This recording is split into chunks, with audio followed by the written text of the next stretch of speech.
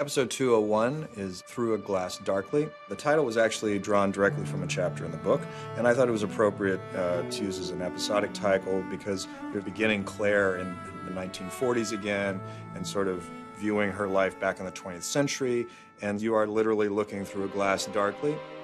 What year is this? 1948. I thought it would be a very powerfully emotional storyline to see what happened when Frank saw her for the first time. How? Claire. It was great to just write a piece that was about these two characters, and it was a very emotional, intense sort of bit of writing that I enjoyed very much. Frank, I want to tell you what happened to me after. You don't have to. The transition between the 20th century story and the 19th century story was something that took a lot of time and effort.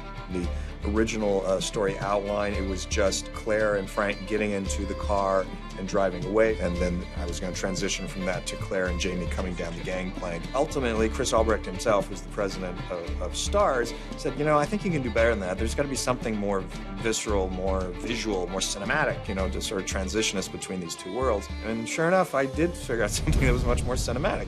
To new beginnings. The port city of Le Havre, France was actually shot in a port city in Scotland. 80% of the buildings that you see are actually CGI.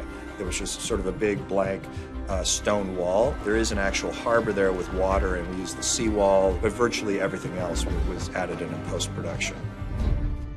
Sometimes it can take an actor a little while to get back into the character. I remember the first few days being really a homecoming, and everybody really just being happy to be doing Outlander again.